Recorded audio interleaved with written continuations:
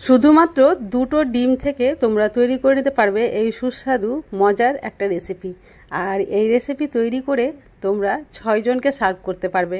মানে দুটো ডিম থেকে আমি 6টা ডিম তৈরি করেছি। আর কিভাবে তৈরি করেছি দেখতে হলে অবশ্যই ভিডিওটা স্কিপ না করে দেখো, তাহলেই বুঝতে পারবে। তো চলো, সবাইকে শুভ সকাল। আমার আর একটি কুকিং ব্লগে তোমাদের সকলকে স্বাগত। তো এই রেসিপির জন্য আমি প্রথমে নিয়ে নিয়েছি দুটো সেদ্ধ ডিম আর ছোট ছোট দুটো সেদ্ধ আলু। আর গ্রেটারের সাহায্যে খুব ভালো করে আমি গ্রেট করে নিচ্ছি।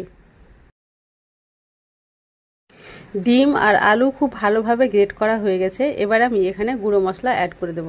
তো প্রথমে আমি দিয়ে দিচ্ছি স্বাদ মতো লবণ, পরিমাপ মতো হলুদ গুঁড়ো, তারপরে দিয়ে দিচ্ছি কাশ্মীরি লঙ্কার গুঁড়ো আর ঝাল লঙ্কার গুঁড়ো।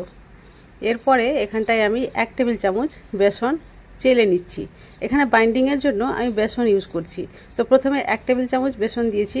প্রথমে খুব বেশি করে দেওয়া যাবে না। যদি 1 টেবিল চামচ দেওয়ার পরে বাইন্ডিংটা খুব সুন্দর হয়ে যায় তাহলে আর কিচ্ছু লাগবে না।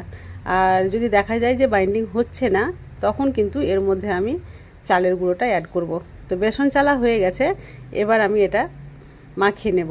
তার আগে এখানে দিয়ে দিলাম আদা রসুনের পেস্ট। এখানে আমি 1 টেবিল চামচ আদা রসুনের পেস্ট দিয়েছি। আর তারপরে এইভাবে আমি খুব ভালোভাবে মাখিয়ে নিচ্ছি, যাতে সমস্ত মশলা এর সঙ্গে মিক্স হয়ে যায়। খুব ভালোভাবে মাখানো হয়ে গেছে। আর তোমরা মিশ্রণটা দেখে বুঝতেই পারছো যে মাখানোর পরে কোনোভাবে বাইন্ডিং করতে পারবো না, একেবারে নরম হয়ে গেছে। তাই আমি এখানে অ্যাড করে দিলাম 1 চামচ চালের গুঁড়ো। আর এরপরে দেখো, এবার আমি মাখাচ্ছি। তো এবার বুঝতেই পারছো দেখে যে বাইন্ডিংটা খুব সুন্দরভাবে হবে।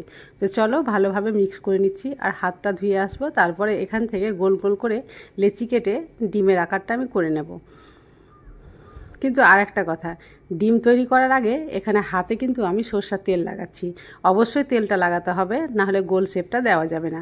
তো আমি এখানে ডিমের মতো শেপ দিয়েছি, তোমরা তোমাদের ইচ্ছে মতো যে কোনো শেপ দিতে পারো।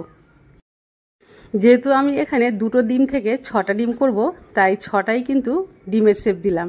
আর দেখো, কেউ বুঝতেই পারবে না যে এটা ডিম নয়, মনে হবে যে পুরোটাই ডিম। কারণ এটা ভাজার পরে যেমন ভাজা ডিম থাকে ঠিক তেমনই কালার আসবে। তো গ্যাসের ফ্লেম অন করে একটা কড়াই বসিয়ে রেখেছিলাম, আর তেলও গরম হয়ে গেছে, তাই এগুলো দিয়ে দিলাম।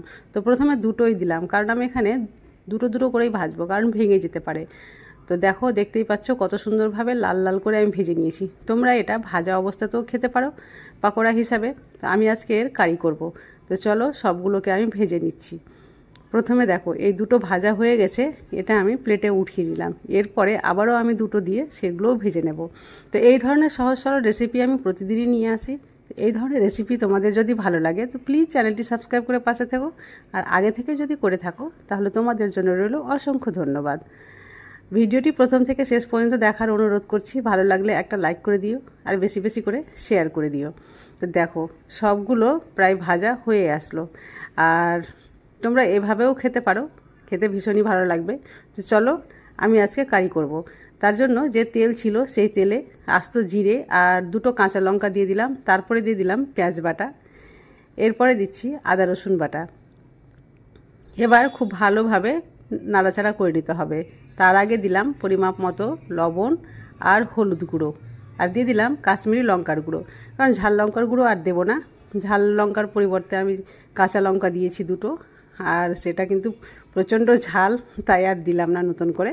কাশ্মীরি লঙ্কার গুঁড়োটা দিলাম যাতে কালারটা খুব সুন্দর হয়। মশলা ভাজা ভাজা হয়ে গেছে। এবার আমি এখানে দিয়ে দিলাম হাফ গ্লাস জল। হাফ গ্লাস বলতে এখানে কাপের মাপ করলে প্রায় 1.5 কাপের মতো জল দিয়েছি। কারণ এটা বেশিক্ষণ সময় লাগবে না, একটু ফুটে উঠলেই কিন্তু এখানে আমি ভেজে রাখা ডিমগুলো দিয়ে দেব। আর এবার আমি দিয়ে দিলাম ভাজা জিরের গুঁড়ো, তারপরে সঙ্গে সঙ্গে ডিমগুলোও দিয়ে দিচ্ছি। আর ডিম দিয়ে প্রায় 2 থেকে 3 মিনিট পরেই কিন্তু এটা আমি নামিয়ে নেব, কারণ খুব সহজেই সেদ্ধ হয়ে যাবে, বেশিক্ষণ রাখলে কিন্তু গলে যেতে পারে। তো দেখতেই পাচ্ছ খুব সুন্দরভাবে কিন্তু ফুটে উঠেছে। এবার উপর থেকে ধনেপাতা দিয়ে গ্যাসের ফ্লেমটা বন্ধ করে দেব। এই রেসিপির নাম দিয়েছি আমি ফাঁকিবাজি রেসিপি। এটা খেয়ে কেউ বুঝতেই পারবে না যে তুমি কি দিয়ে তৈরি করেছো, অথচ ডিমের ফ্লেভারটা অবশ্যই তারা পাবে। তো বাড়িতে গেস্ট আসলে যদি করে দাও তো তারা খাবে আর বলবে যে এটা কীভাবে তৈরি করা হয়েছে, বা এর মধ্যে ডিমের মতো লাগছে অথচ ডিম নেই। তো তোমরা এইভাবে করে দিতে পারো। বাড়িতে যদি লোকজন বেশি থাকে আর ডিমের পরিমাণ কম থাকে তাহলে এটাও তোমরা তৈরি করতে পারো। আর এই রেসিপিটা তৈরি করলে ভাত, রুটি, পরাঠা যার সঙ্গে খাবে তার সঙ্গে কিন্তু খুব ভালো লাগবে। তো চলো, আমাদের ডিমের কারি একেবারে রেডি হয়ে গেছে, তাই সার্ভিং বলে সার্ভ করে দিলাম।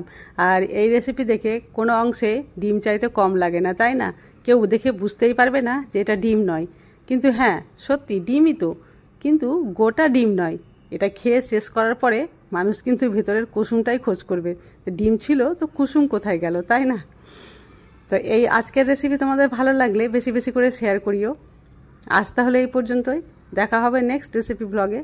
ততক্ষণ পর্যন্ত তোমরা সবাই সুস্থ থাকো, ভালো থাকো।